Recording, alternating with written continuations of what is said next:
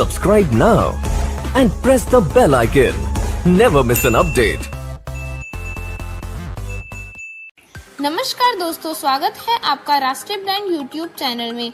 अगर आपको वीडियो अच्छी लगती है तो इस वीडियो को लाइक कीजिए, चैनल को सब्सक्राइब कीजिए, बेल आइकन को प्रेस करना ना भूलिएगा ताकि आपको इसी तरह की इंफॉर्मेटिव वीडियोस हर रोज मिलती रहे।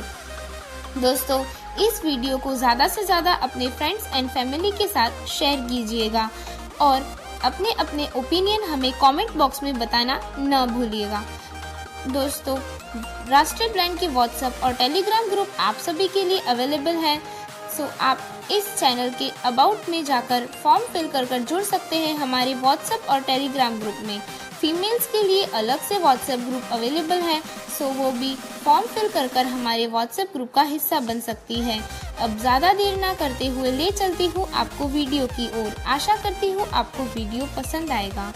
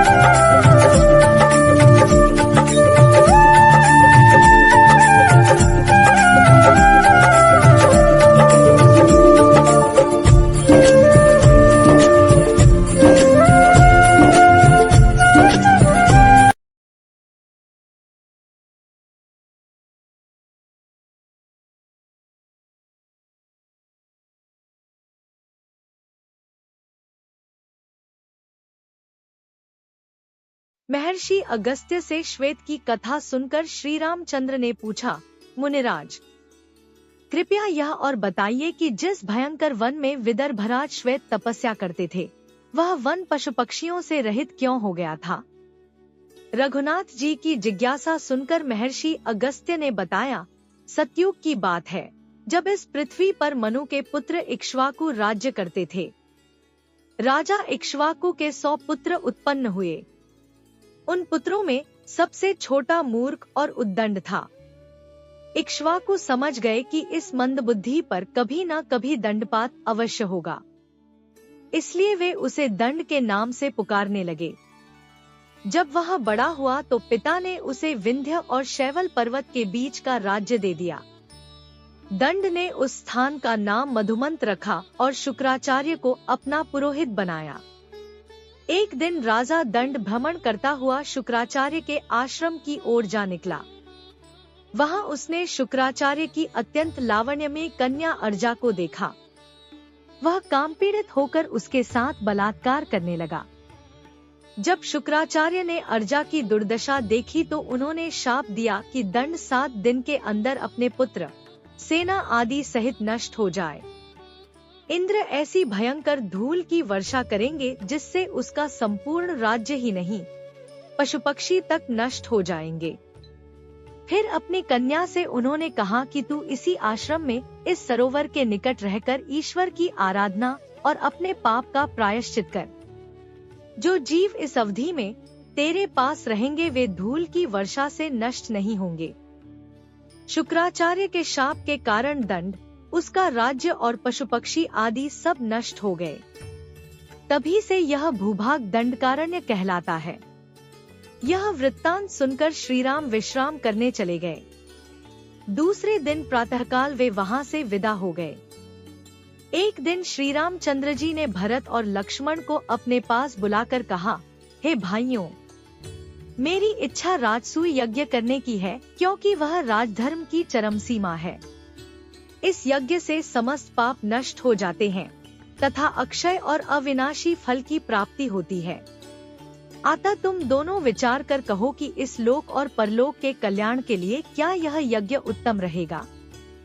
बड़े भाई के ये वचन सुनकर धर्मात्मा भरत बोले, महाराज, इस पृथ्वी पर सर्वोत्तम धर्म यश और स्वयं यह पृथ्वी आप ही में प्रतिष्ठित है।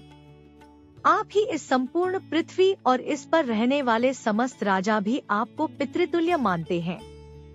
अतः आप ऐसा यज्ञ किस प्रकार कर सकते हैं जिससे इस पृथ्वी के सब राजवंशों और वीरों का हमारे द्वारा संहार होने की आशंका हो? भरत के युक्तियुक्त वचन सुनकर श्री राम बहुत प्रसन्न हुए और बोले, भरत, तुम्हारा सत्य परामर्श धर्म संगत और पृथ्वी की रक्षा करने वाला है। तुम्हारा यह उत्तम कथन स्वीकार कर मैं राजसूय यज्ञ करने की इच्छा त्याग देता हूँ। तत्पश्चात लक्ष्मण बोले, हे रघुनंदन, सब पापों को नष्ट करने वाला तो अश्वमेध यज्ञ भी है। यदि आप यज्ञ करना ही चाहते हैं तो इस यज्ञ को कीजिए। महात्मा इंद्र के विषय में यह प्राचीन वृत्तांत सुनने में आता है कि जब इंद्र को ब्रह्महत्या लगी थी तब वे अश्वमेध यज्ञ करके ही पवित्र हुए थे। श्री राम द्वारा पूरी कथा पूछने पर लक्ष्मण बोले, प्राचीन काल में वृत्रासुर नामक असुर पृथ्वी पर पूर्ण धार्मिक निष्ठा से राज्य करता था। एक बार वह अपने ज्येष्ठ पुत्र मधुरेश्वर को राज्य भार सौंपकर कठोर तपस्या करने वन में चला गया। उसकी तपस्या से इंद्र का भी आसन हिल गया। वह भगवान विष्णु के पास जाकर बोले कि प्रभु, तपस्या के बल से वृत्रासुर ने इतनी अधिक शक्ति संचित कर ली है कि मैं अब उस पर शासन नहीं कर सकता। यदि उसने तपस्या के फलस्वरूप कुछ शक्ति और बढ़ा ली तो हम सब देवताओं को सदा उसके अधीन रहना पड़ेगा। इसलिए प्रभु, आप कृपा करके संपूर्ण लोकों को उसके आधिपत्य से बचाइए। किसी भी प्रकार उसका वध कीजिए। देवराज इंद्र की यह प्रार्थना सुनकर भगवान विष्णु बोले कि यह तो तुम जानते हो देवराज, मुझे वृत्रासुर से स्नेह है, इसलिए मैं उसका वध नहीं कर सकता, परंतु तुम्हारी प्रार्थना भी मैं अस्वीकार नहीं कर सकता। इसलिए मैं अपने तेज को 3 भागों में इस प्रकार विभाजित कर दूंगा जिससे तुम स्वयं वृत्रासुर का वध कर सको। मेरे तेज का एक भाग तुम्हारे अंदर प्रवेश करेगा, दूसरा तुम्हारे वज्र में और तीसरा पृथ्वी में, ताकि वह वृत्रासुर के धराशायी होने पर उसका भार सहन कर सके। भगवान से यह वरदान पाकर इंद्र देवताओं सहित उस वन में गए जहाँ वृत्र तपस्या कर रहा था। अवसर पाकर इंद्र ने अपने शक्तिशाली वज्र वृत्रासुर के मस्तक पर दे मारा। इससे वृत्र का सिर कटकर अलग जा पड़ा। सिर कटते ही इंद्र सोचने लगे, मैंने एक निरपराध व्यक्ति की हत्या करके भारी पाप किया है। यह सोचकर वे किसी अंधकारमय स्थान में जाकर प्रायश्चित करने लगे। इंद्र के लोप हो जाने पर देवताओं ने विष्णु भगवान से प्रार्थना की कि हे दीन बंधु, वृत्रासुर मारा तो आपके तेज से गया है, परंतु ब्रह्महत्या का पाप इंद्र को भुगतना पड़ रहा है। इसलिए आप उनके उद्धार का कोई उपाय बताइए। यह सुनकर विष्णु बोले कि यदि इंद्र अश्वमेध यज्ञ करके मुझ यज्ञ पुरुष की आराधना करेंगे तो वे निष्पाप होकर देवेंद्र पद को प्राप्त कर लेंगे। इंद्र ने ऐसा ही किया और अश्वमेध यज्ञ के प्रताप से उन्होंने ब्रह्महत्या से मुक्ति प्राप्त की।